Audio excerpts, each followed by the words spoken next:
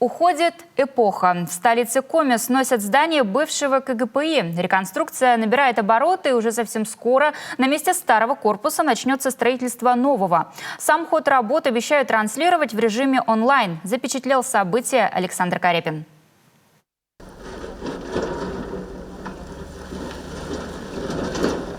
Поистине исторические кадры. Здание бывшего КГПИ исчезает прямо на глазах у прохожих. Корпус был построен в далекие 30-е прошлого века и без сомнения был одной из визитных карточек Сыктывкара. Вместе с тем, само здание, из стен которого вышли тысячи педагогов, в обновлении нуждалось уже давно. Еще в 1966-м было выявлено аварийное состояние балок перекрытия. Тогда же был предложен и первый проект капремонта. Возвращались к вопросу реконструкции в 90-е. И вот, наконец, дело сдвинулось с мертвой точки. Все идет по плану, у нас очень хороший проект производства работ, очень четкий, техника безопасности, все расписано. Единственный был нюанс такой, близко часть одна подходила к жилому зданию кирпичному по улице Карла Маркса.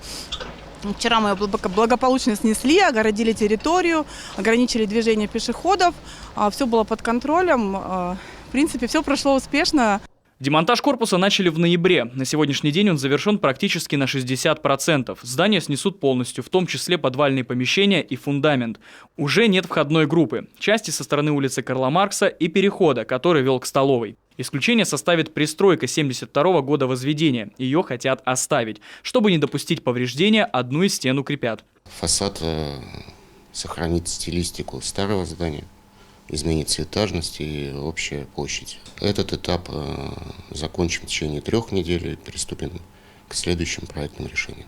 После того, как весь бой вывезут на полигон для утилизации, строители приступят к подготовке котлована. Если все пойдет по плану, возводить новое здание начнут уже в феврале. Ожидается, что все работы завершат к концу 2023 года. Что важно, исторический облик строения сохранят. Это будет узнаваемый неоклассицизм с колоннадой на входе, рустовкой по стенам и барельефами. Площадь корпуса и его пропускная способность увеличится в 2 раза. В новом здании будет 16 учебных аудиторий на 30 человек и 3 амфитеатра на более чем 100 студентов.